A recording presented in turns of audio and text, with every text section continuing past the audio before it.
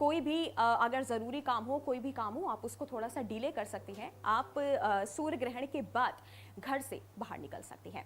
साथ ही गर्भवती महिलाओं के लिए ये भी है कि जब तक सूर्य ग्रहण लगा हुआ है, जब तक सूर्य या चंद्र ग्रहण लगा हुआ है, तब तक गर्भवती महिलाओं को हनुमान चालीसा का या दुर्गा चालीसा का या शिव चालीसा का पाठ करना चाहिए। उस दौरान आप पूजा पाठ कर सकती हैं या तो उसके बाद आप आराम कर सकती हैं। साथ ही गर्भवती महिलाओं से आप ध्यान रखें कि नोकीली चीज़ों को आपको गर्भवती महिलाओं से दूर रखना चाहिए। इस दौरान गर्भवती महिलाओं को ना तो किचन में जाना चाहिए, ना ही सब्जी काटनी चाहिए, कोई भी चीज़ों को उनको काटने से बचना चाहिए और कोई भी घर का काम करने से बचना चाहिए। और सबसे ज़रूरी बात जो मैं आपको बताऊं कि गर्भवती महिलाओं के पास ना आपको कोई कैंची रखनी चाहिए, ना कोई चाकू रखना चाहिए। कोई भी नुकीली चीज़ हो वो आप गर्भवती महिलाओं के पास ना रखें, वो अच्छा होगा। अब बात करते हैं कि सूर्य ग्रहण खत्म होने के बाद गर्भवती महिलाओं को क्या करना चाहिए। तो सबसे पहले मैं आपको बता दूं कि सूर्य ग्रहण खत्म होने के बाद सबसे पहले आप या तो अपनी मम्मी से ये काम करवा सकती हैं या आप खुद भी ये काम कर सकती हैं कि सूर्य ग्रहण की अवधि जब खत्म हो जाए तो आप पूरे घर में गंगा जल हर कोने में आप छिड़क सकती हैं, ताकि जो भी उस ग्रहण की नकारात्मक ऊर्जा है वो उस घर से खत्म हो जाएगी और वो नकारात्मक ऊर्जा जो भी आपके ऊपर पड़ी है वो खत्म हो जाएगी। साथ ही अगर आपके घर से अगर आप बाहर जाती हैं या कोई भी बाहर जाता है तो आप गरीबों को दान कर सकती हैं। दान में आप गुड़ दान कर सकते हैं। कोई भी अगर आपको तांबे का बर्तन है अगर आपके पास है, आप अपने अनुसार जो भी आपको दान करना है आप वो गरीबों को मंदिरों में जा करके आप वो दान कर सकते हैं। साथ ही आप गुड़ का दान करें, आप गेहूं का दान करें, या अगर इन सब के बाद अगर आपको कुछ और दान करना है तो आप अपनी इच्छा अनुसार आप पैसों का दान गरीबों में बांट सकते हैं। तो ये सारी चीज़ें गर्भवती महिलाओं को, और साथ ही अगर आपके घर में जो भी आपके फैमिली मेंबर्स हैं वो ग्रहण खत्म होने के बाद ये सारे काम कर सकते हैं। और साथ ही सबसे ज़रूरी बात कि अगर आप मंदिर जा रहे हैं तो ग्रहण खत्म होने के बाद आप पीपल के पेड़ पर जल चढ़ा सकते हैं। इसकी बहुत ज़्यादा मान्यता है। मान्यता इसलिए है क्योंकि माना जाता है कि ग्रहण की जो भी नकारात्मक ऊर्जा होती है वो इन सब पूजा पाठ से खत्म हो जाती है। अब सबसे पहले मैं आपको बताऊं, जैसा कि मैंने आपसे चर्चा की थी कि 8 तारीख का जो सूर्य ग्रहण है वो सबसे ज़्यादा खास इसलिए है क्योंकि नासा ने चेतावनी दी।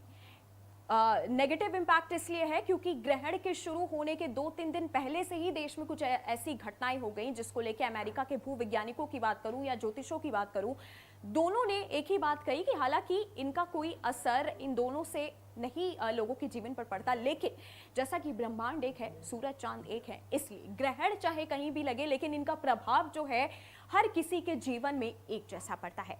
सबसे पहले आपको बताऊं कि नासा की जो एजेंसी है उसने चेतावनी जारी की है कि जब से सूर्य ग्रहण लगना स्टार्ट होगा उस दौरान आपके स्मार्टफोन में भी कुछ ना कुछ गड़बड़ी आ सकती है। साथ ही आपके स्मार्टफोन से जो रेस निकलती हैं उसका आपकी बॉडी के ऊपर, आपके दिमाग के ऊपर, आपकी आंखों के ऊपर जो है नेगेटिव इम्पैक्ट पड़ सकता है। इसलिए ऐसा माना गया है कि जब सूर्य ग्रहण स्टार्ट हो तो अच्छा है कि उस दौरान अगर आप सबसे पहले सोने से बचें, और अगर आप सो रहे हैं तो अपने मोबाइल को अपने से थोड़ी दूरी पे आप रख के आराम कर सकते हैं।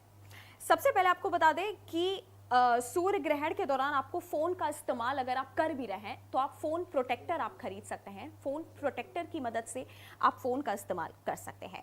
साथ ही अगर आपको फोन यूज करना है तो या तो आप कोई फिल्टर आप कैमरे के पास लगा सकते हैं। इसका यूज करने से आपकी ना तो आंखों पे कोई नेगेटिव इम्पैक्ट नहीं पड़ेगा।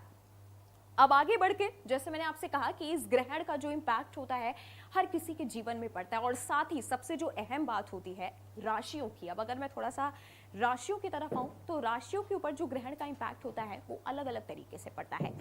ज्योतिष शास्त्र की अगर माने तो इस बार भी ज्योतिष शास्त्र में 8 अप्रैल को लेकर कुछ राशियों के लिए ये ग्रहण पॉजिटिव भी रहेगा और नेगेटिव भी रहेगा। तो सबसे पहले अगर मैं मेष राशि की बात करूं तो मेष राशि के ऊपर सूर्य ग्रहण का जो इम्पैक्ट पड़ने वाला है वो पॉजिटिव भी है और नेगेटिव भी है। तो मेष राशि के जातकों को सबसे पहले ये सावधानी बरतनी होगी कि आज आप किसी से भी कोई भी ऐसे गुस्से में कोई बात ना बोलें, क्योंकि इससे आपका काम बिगड़ सकता है। साथ ही अगर मेष राशि के जातक, अगर आप के संबंध में किसी से भी आपका कोई दोस्ती का संबंध है या आपके परिवार के संबंध में थोड़ी सी परेशानी आ सकती है। लेकिन अब अगर पॉजिटिव इंपैक्ट की बात करूंगी तो इस ग्रहण का जो इंपैक्ट है मेष राशि पे, ये पॉजिटिव पड़ने वाला है कि आज आपको धन लाभ हो सकता है। अगर आप किसी चीज में निवेश करने वाले हैं तो वो चीज आपके लिए पॉजिटिव हो सकती है। साथ ही अगर नौकरी पेशा से रिलेटेड बात करूं तो मेष राशि के जातकों को इस ग्रहण पर थोड़ा सा लाभ भी हो सकता है और थोड़ा सा नुकसान भी हो सकता है। तो कुल मिलाकर मेष राशि के जातकों को यह कहा गया है कि अगर आप ग्रहण में कोई भी काम कर रहे हैं तो उसे सावधानी से आपको करना चाहिए। अब कन्या राशि की अगर बात करूं तो सूर्य ग्रहण का अशुभ प्रभाव थोड़ा सा कन्या राशि के जातकों पर पड़ने वाला है, यानी कि आपको नौकरी पेशा में थोड़ी सी दिक्कत आ सकती है, आपको अपने करीबी संबंधों में थोड़ी सी दिक्कतों का सामना करना पड़ सकता है। तो इसके लिए सावधानी ये बताई गई है कन्या राशि वालों के लिए कि ग्रहण के दौरान आप हनुमान चालीसा का पाठ करें और जैसे ही ग्रहण खत्म हो जाए उसके बाद आप गरीबों में जा करके गुड़ या गेहूं या फिर कुछ सिक्कों का अपनी इच्छा अनुसार आप गरीबों में दान कर सकते हैं। सिंह राशि की बात करूं तो सिंह राशि और साथ ही वृश्चिक राशि वालों के लिए उनकी जिंदगी में साल का जो पहला सूर्य ग्रहण है ये थोड़ी सी परेशानियां लेकर के आ सकता है। थोड़ी सी आपके संबंधों में गलतफहमियां आ सकती हैं, थोड़ा सा आपके काम में थोड़ी सी मुश्किलें आ सकती हैं और इन सब को टालने